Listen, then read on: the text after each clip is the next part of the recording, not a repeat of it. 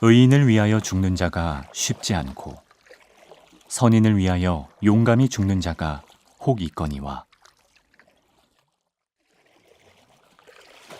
사람이 친구를 위하여 자기 목숨을 버리면 이보다 더 큰 사랑이 없나니.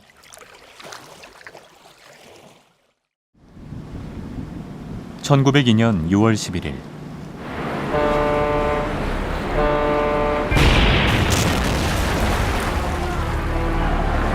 충남 서천 앞바다의 어청도에서 일어난 선박 충돌 사고. 배가 침몰하는 그 긴박한 순간에 갑판 위로 올라가지 않고 오히려 선실 아래로 내려갔던 사람이 있었습니다.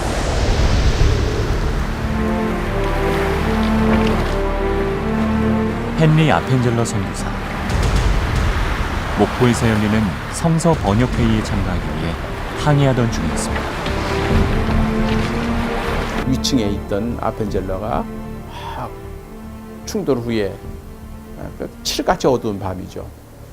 탈출하려 올라가다가 갑자기 방향을 바꿔서 내려갔다. 왜 아레칸으로 내려갔을까?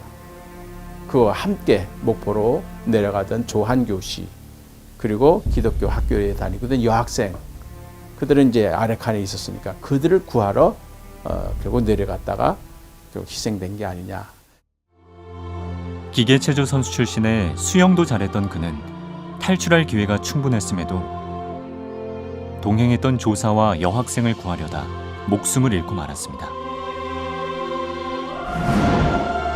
조선 사람들에게 리더는 섬기는 자리라는 것을 삶으로 보여주었고 또 죽음으로 증명해 보였던 헨리 아펜젤러 선교사입니다.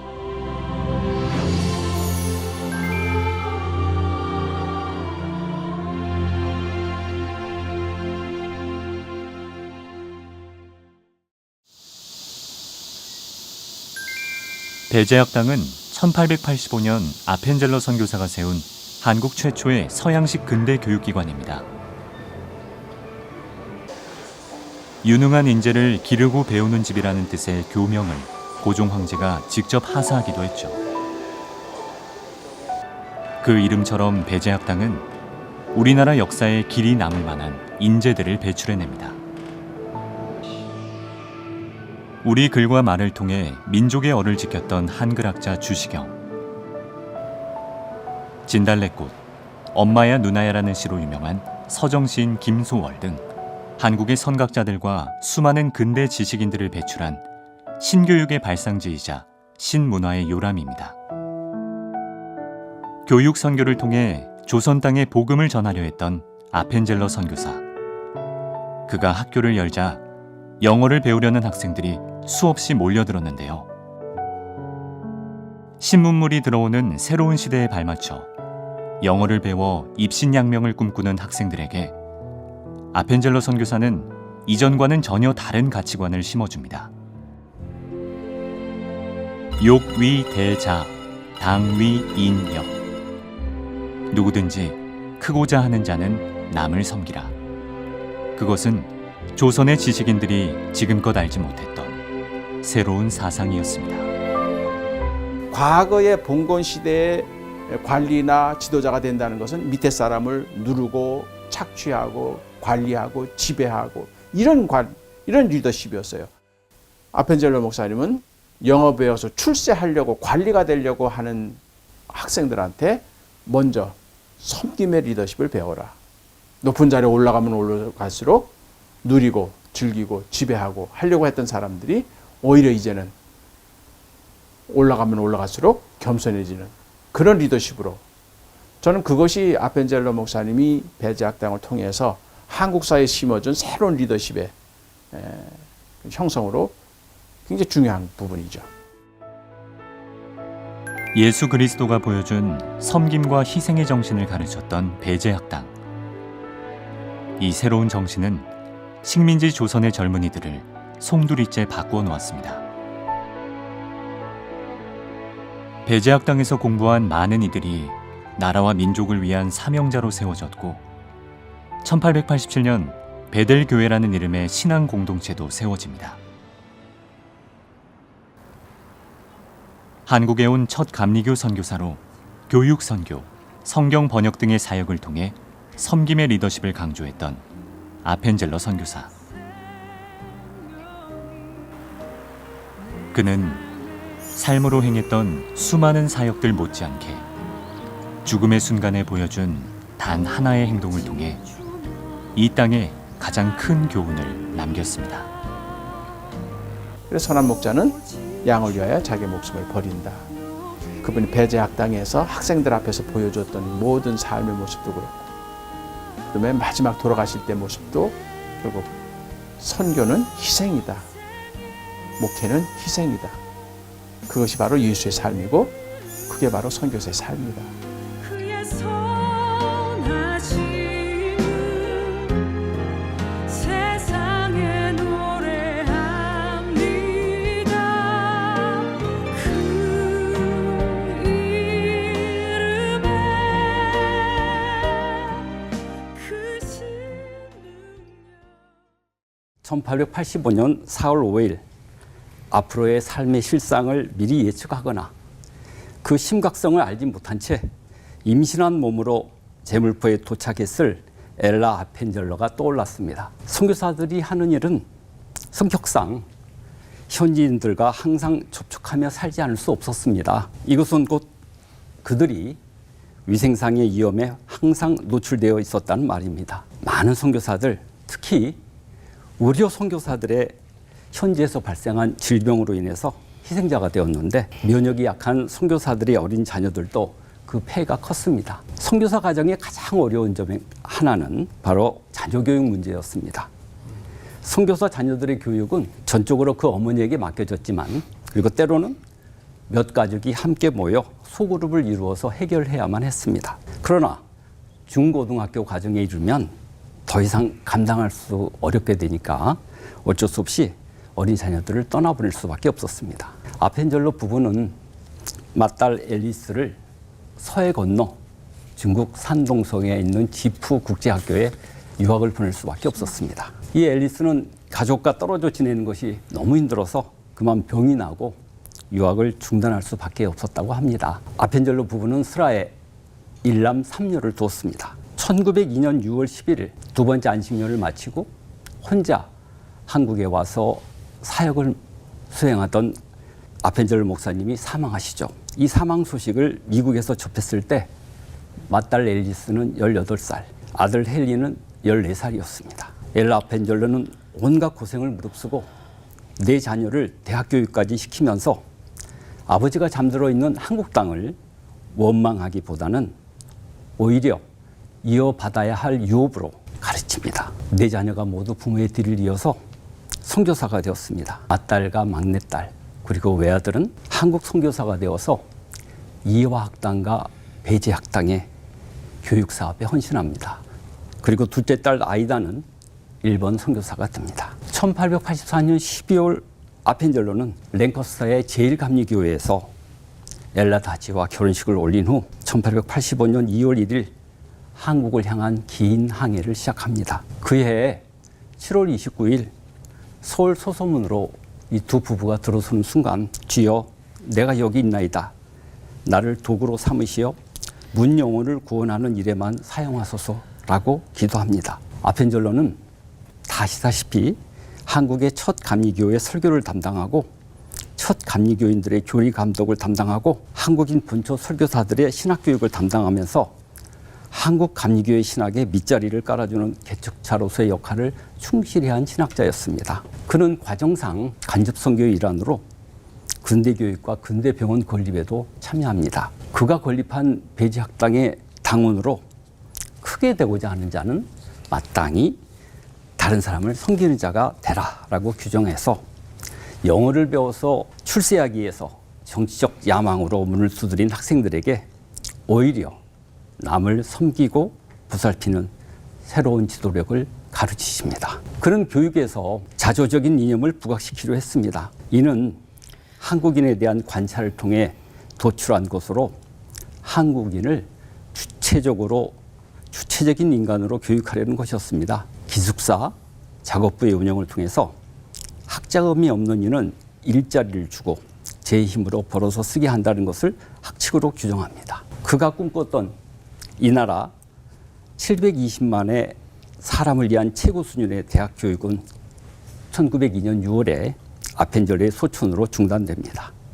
이는 근대 한국을 위해서도 큰 손실이 아닐 수 없었습니다. 대학 설립의 노력은 미국 국감리교의 베커 선교사가 이어갔고 차후 장로교 언도도와 연합해서 연희 전문인 조선기독교대학을 설립합니다. 아펜젤러는 언도도와 함께 우리 민족의 여러 현실 문제에 관여하면서 기독교회가 우부의 종교가 아닌 충국애국의 집단임을 몸소 보여줍니다. 사랑과 박의 희생으로 행한 의료 선교와 교육은 선교 여건을 점차 변화시키기 시작합니다. 그는 또 이렇게 기도합니다. 사람들은 우리에게 말한다. 너희 학교, 병원, 출판사가 매우 훌륭한 일을 하고 있다라고 우리는 이런 말을 100번도 넘게 들었다. 그러나 우리가 그곳에 간 것은 그런 훌륭한 일을 하기 위해서 온 것이 아니다. 우리는 오직 모든 이들을 위해 돌아가신 우리 주 예수 그리스도의 메시지를 전하기 위해 복음을 전하기 위해 갔다. 나머지 활동들은 단지 그 한 가지 목적을 돕기 위한 것뿐이다. 이렇게 말씀하십니다. 아펜젤러는 어청도에서 한국인 조사 조성기와 목포 출신 정신여중 학생을 구하다가 마지막 사랑을 한국인에 바치게 됩니다. 양아진 외국인 선교사 묘원에는 그의 빈 무덤과 함께 이화대학의 걸리비 햄슨 장녀 앨리스와 배지 학교를 키운 장남 헨리 아펜젤러와 그의 부인인 루스 노블이 안장되어 있습니다. 그는 진정으로 한국인에게 다음 없는 사랑을 베푸시고 한날의 미랄이 되어셨습니다. 처럼 그 당시에 선교사로 열망했었던 미국의 많은 학생들이 첫 번째 가고 싶었던 곳이 중국, 동아시아에서는. 그다음에 일본, 인도 이제 이 정도인데 이 조선이라고 하는 나라는 생각지도 않았었는데 하나님의 섭리 속에서 아펜젤러 선교사님이 오시게 됐는데 그런 측면도 있지만 이 첫 번째, 두 번째 인도와 중국, 중국과 인도 이런 곳의 선교가 대체적으로 그 앞선 선교사님들의 선교 정책 속에서 보면 힘의 선교, 물질주의적인 선교가 많았어요. 그러니까 그것을 안 좋은 표현으로 이제 제국주의적인 선교 방식이라고 이렇게 얘기하는데 군대가 들어가고 성경이 따라 들어가는 그런 방식, 또 물량주의적인 방식, 그것이 꼭 지금에 이제 평가해 보면 부정적이다라고만 평가할 수는 없지만 그렇게 했음에도 불구하고 중국과 인도가 선교가 잘 안 된 거예요. 그런 반성, 성찰들을 선교사님들이 하면서 조선을 바라볼 때 이 조선의 선교는 그런 그 중국과 인도의 뭐라고 표현해야 될까요? 좀 성찰, 실패적인 게 있거든요. 그러니까 이게 성찰을 하면서 다른 방식이 없을까라고 하는 것들이 막 싹 틀 때 결국 조선에서 그래서 그런 방식보다는 이 백성들의 필요, 그들의 아픔을 좀 돌봐야 되겠다. 그런 방식으로 선교가 이제 진행되면서 의료 선교, 교육 선교 이제 이런 것들을 중점으로 이렇게 하게 됐었던 것으로 저는 그렇게 알고 있습니다. 선교사님들이 한국인에 대해서 일단 지극한 이제 사랑을 갖고 계시는데요. 거기에 좀 전에도 나왔습니다만 한국 사람들이 인문학적인 소양이라든가 또 미리 전파된 기독교의 흐름들이 있었다는 걸 알고서 그래서 거기에 대해서 아주 정말 지혜롭게 전달하신 것 같습니다. 이 시기에 이제 고종 황제나 이런 분들이 너무나도 이제 근대화에 필요한 이러한 신민들의 교육이라든가 의료 시설 또 글로벌 교육의 목표를 알고 있었기 때문에 일단 여기에 대해서 대응하신 것 같습니다. 사실 연세 이와 세브란스, 목동병원 많은 그런 교육기관과 또 병원들은 이렇게 간접 교육의 산물로서 먼저 시도를 하시고요.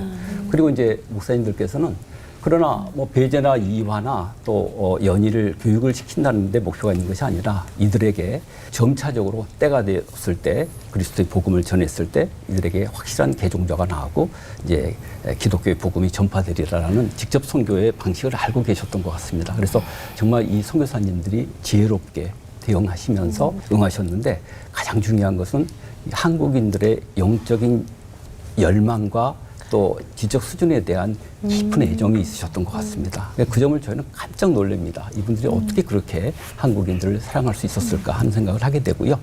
언더우드나 아펜젤러가 한국에 들어왔을 때 한국의 정치 상황이 너무 불안정했고 그것 때문에 또 백성들의 고통이 극에 달했고 또 일본의 소위 제국주의의 그 발톱이 점점 야욕을 드러내고 있는 상황이었기 때문에 한국 백성들이 단순히 복음 전한 것뿐만이 아니고 이들에 대해서 총체적인 선교의 접근이 필요하다. 물론 총체적이라는 언어는 쓰지 않았습니다. 언더우드나 아펜젤러의 선교를 보면 그 이후의 선교사와는 어떻게 좀 결이 다를 정도로 선교를 그야말로 통합적이고 총체적으로 접근을 하는 거예요. 그러니까 교육, 의료, 그리고 교회 세우기, 그리고 구제 이런 부분들이 한 선교 패러다임 안에서 함께 공존하는. 그럼 질문하셨고 어떻게 교육에 대한 열기들을 그렇게 가질 수 있었지? 물론 당장 들어왔을 때는 이들이 교회를 세울 수 없었어요. 그러니까 먼저 언더우드 같은 경우는 1886년에 정동 한복판에 고아원을 만듭니다. 그래가지고 한국에 있는 고아들을 직접 본인이 섬기는 거예요. 이때 상해 임시정부 부수석을 했던 우사 김규식 박사를 어린아이 때 고아로 만나게 되는 거예요. 그리고 도산 안창호 선생을 조수로 만나게 돼요.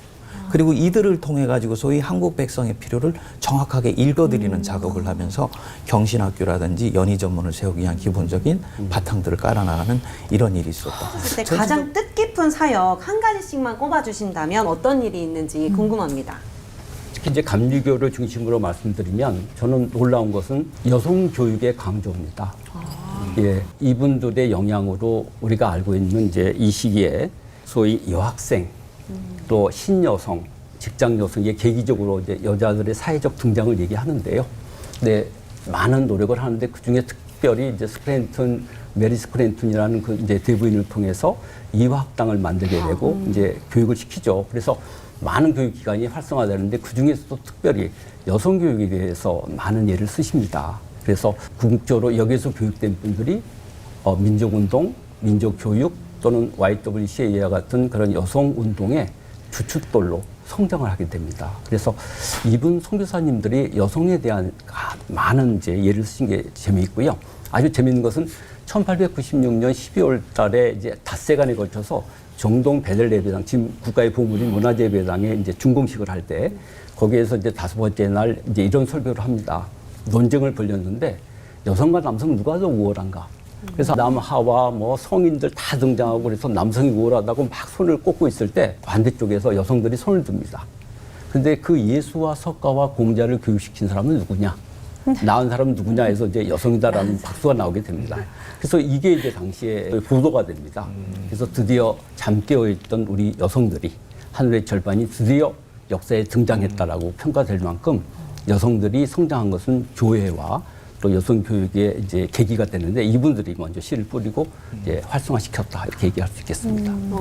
우리나라도 본격적으로 말씀드린 것처럼 1882년, 83년 이렇게 근대화로 나아가면서 여러 가지 이제 기술 발전을 도모하던 중에 잘 안 되는 분야가 있는데 그것이 말씀하신 것처럼 교육과 의료였습니다. 그런데 이제 우리 조선 정부가 선교사들에게 이제 비자를 주면서 기독교 포교는 금지다. 근데 뭘 해야 됩니까? 우리나라에 와서 우리에게 필요한 것을 전달해달라. 서양 문명, 특별히 교육과 의료. 근데 마침 그때에 알렌이 1884년 9월에 우리나라에 들어와서 12월에 엄청난 정변을 경험하면서 죽어가는 양반 한 사람을 외과 수술로 이제 살려내지 않습니까? 그러고 나서 그것이 서양 의료기관이 이제 재중원이 설립하는 게 되고, 그 다음에 85년 4월에 이제 미국 감리교, 장로교 선교사들이 들어왔을 때에 고종 황제가 한 말이, 이 선교사님들은 우리에게 서양 문명을 가르쳐주는 아주 좋은 선생님입니다. 그렇게 대우를 했다고 합니다. 그러니까 그 다음에 얼마 가지 않아서 이제 아펜젤러가 학교를 세우고, 그 다음에 또 다른 감리교 그 여성 선교사님이 이제 또 이화학당을 세우지 않습니까?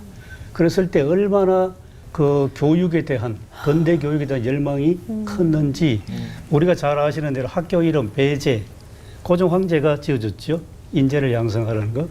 그 다음에 이화라는 이름도 명성황후가 지어줬다고 합니다. 왕실의 상징인 그 백고초로.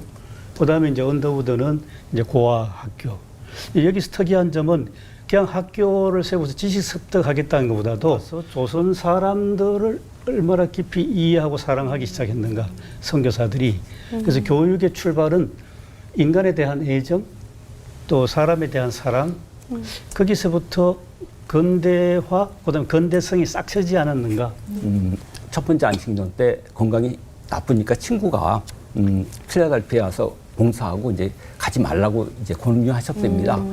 근데 이제 아펜젤 목사님이 그때 일하러 어떻게 얘기하셨냐면, 나는 생명을 한국에 바쳤다. 더 머물고 덜 머물고는 문제가 아니야. bun국보다는 한국이 나를 더 필요로 해. 어쩌면 오늘의 나라에서 하늘나라에 가게 될 것 같아. 라고 말씀을 하셨답니다. 이것은 랭커스터 감리교회 목사님께서 110주년 추도 예배 때 우리 교회에 와서 하신 말씀입니다. 그러니까 아펜젤 목사님은 이렇게 그렇게 마음을 놓고 계셨던 것 같습니다. 그러니까 아펜젤 목사님의 헌신과 사랑이 일단 지극하셨고, 또 그분이 한국인을 지극히 사랑하셨다는 것은 많은 사례에서 확인이 됩니다. 처음 조선 땅에 1885년 들어왔을 때 27살의 이 아펜젤러 선교사님의 몸무게가 90kg 정도였는데 미국에 안식년으로 이렇게 들어갔었을 때 60kg였어요. 30kg 정도가. 근데 그 기간 동안에도 안식년을 소홀히 여기지 않고 조선 선교 후원을 위해서 어떤 미국 전역을 이렇게 돌아다니면서 순회하셨던 그 열정은 정말 조선의 영혼을 너무나도 사랑하셨던, 그러니까 결국 하나님이 우리 조선 땅을 너무나도 사랑하셨던 그런 섭리 안에 우리 두 선교사님이 계시지 않나, 그런 생각을 해봅니다.